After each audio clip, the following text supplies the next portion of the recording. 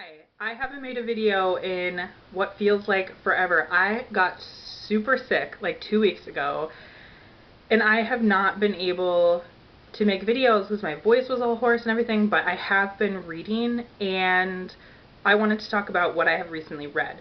So, kind of on accident, it all ended up being kind of a theme, and I didn't even really realize it. It just they all kind of fell into my lap at the same time. So I tend to read multiple books at once just for pleasure, but also with working with teenagers, I often read novels with them. So two of them were for work, which is like so awesome that I get to read books for work, and two of them were for fun. So the first one, I'm just going to go with in the order of what I read.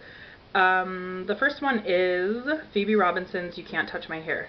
I loved this book so much. I will say, the only thing is that if you aren't up to snuff with like pop culture references from like the 90s, 2000s, like a lot of pop culture stuff, some of it might not be as like, I guess it may not pertain to everybody, but I thought it was funny. She must be about the same age as I am. I often find that people who write essays, it doesn't always translate to humor when you're reading it, but she was so funny. She really talks a lot about being a black woman in a largely white society. She grew up in like a predominantly white school and all of that kind of stuff. She also does touch on issues of being a woman as well. So yeah, she talks about their representation in media, specifically black women. I mean, we all kind of know that like black representation or just minorities in general are not represented in our media very much. So it's really interesting to get her perspective because she's so sarcastic and funny. The one, she talks a lot about like everyday racism in here and just like things that people say that maybe they don't realize how weird it sounds or how awkward it sounds or whatever, but the one part she talks about being in like a writing workshop in in college, and she talks about like reading this story. I don't know if I should say it. She reads the story that this fellow student wrote about a woman choosing to stay in racism, or not in racism, in slavery instead of taking off in the Underground Railroad. Like she decides to stay in slavery for love, and it's so uncomfortable reading it, and you just think like, I can't believe someone wrote this story. You would, if you read it, you'll hear more of the story, but it is so uncomfortable, and I can't believe that some people say these things, but like, I know that people say stupid things all the time. So she just talks about a lot of that. Obviously, people ask her to touch her hair when she wears it natural. I liked that a lot, actually. She talks about some of the, I guess, like the things that black women have to do specifically in order to still seem professional, and obviously their hair is part of it. The one thing that I will say that she mentions, and this can seg into the next book, she talks about the word uppity, and I never really realized that that was like, it was used as a racist term. She says it in here. She talks about how she was called uppity by a white director and how it affected her, and the guy didn't know that it had racial connotations to it. She says this phrase was used to put black people who possess qualities normally associated with white men back in their place. And I didn't know that, so it kind of brought that to light for me. But it's actually mentioned in Warriors Don't Cry, which is the second book that I read. So I would highly recommend this one. I feel like I'm trying to rush a little bit, but I thought this was really funny, and I actually think this would probably be a great audiobook. So Warriors Don't Cry was my second book, and this was written by Melba Pattillo Beals. I feel weird saying Pattillo, but I think that's what she says. I always want to say Pattillo, but I believe that's how she pronounces it. She was one of the Little Rock Nine. So the Little Rock Nine is something that I would assume most people who have been through high school know who the Little Rock Nine are, but I feel like it's one of those things when you're talking about civil rights, there's so many mini pieces to it, like the boycotts, the sit-ins, freedom riders, like all of that kind of stuff, Martin Luther King, Malcolm X. You kind of have to stop at all these little places, and you don't get like days to talk about every single thing. So the Little Rock Nine, for me, I knew the story, obviously, that it's 9 students who were chosen to integrate schools in Little Rock, and I knew that I think it's the governor, the governor of Little Rock, Governor Faubus, actually says no, like, we will not integrate, which I found like really weird and uncomfortable, that, you know, the president passes this law and this governor says no, we're not going to do that, so he actually stops them from going into the school. And I knew all of that part of it, but this is actually her experience once they do get to integrate, and how terrible it was. Like, obviously it's terrible, right? It was terrible to be a black person in the 50s, 60s, forever in history.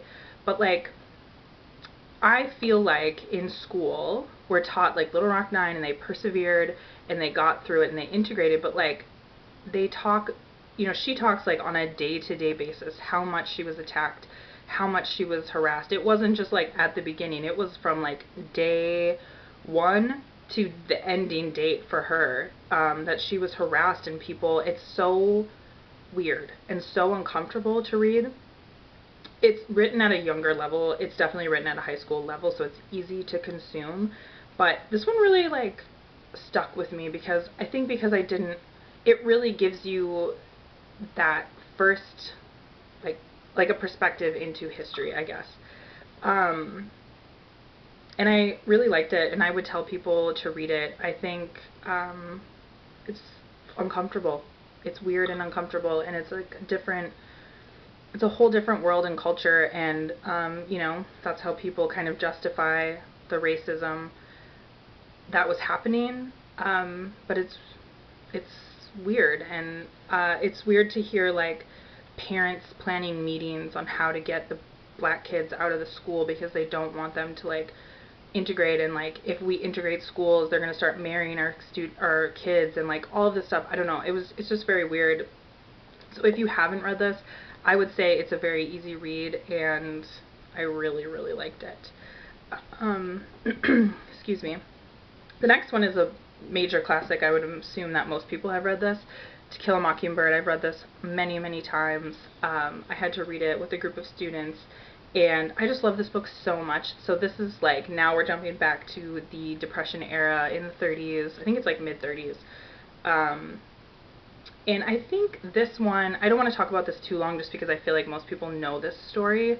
But I think this one, because it's written from a white perspective and from a child's perspective, it does a very good job at showing like everyday racism that I think probably not maybe as overtly still happens today, like those little things that people do that are racist or sexist or whatever, and they, you know, it happens every day. You know, there's a teacher in here at the end of the story that talks about Adolf Hitler and how he's persecuting the Jews and how that's so terrible, but like also that black people should be put in their place and shouldn't try to advance in their community and stuff like that. So I think having it be from a child's perspective was the perfect way to tell the story, I guess. This is one of my favorite books of all time. I did read some reviews on it recently just to see people's negative reviews of it, and there are lots of people that don't like this book and find it too simple. I would like to know more about, you know, why people maybe don't like this book, or maybe think it's not so good about, you know, talking about racism and talking about, you know, killing innocent people and stuff like that, but I love this one. So the very last one is kind of cheating because I haven't finished it yet. I'm listening to the audio for Trevor Noah's Born a Crime. This is just a Google photo of it because I have it in my car. And he's talking about growing up. He was born in 84, I believe, so he's a year younger than I am. And he talks about growing up in South Africa during apartheid. So it's so interesting. First of all, the audio is great because he's reading it, Trevor's reading it, and he has like the most beautiful, soothing, like South African accent. And he's on The Daily Show, so I'm sure a lot of people know his voice, but I love when he does old ladies' voices. It's very funny. But yeah, he talks about growing up colored, so he's mixed. His dad was white, his mom was black, and how he couldn't really identify with either race because of the way their society was broken up into black, colored, white.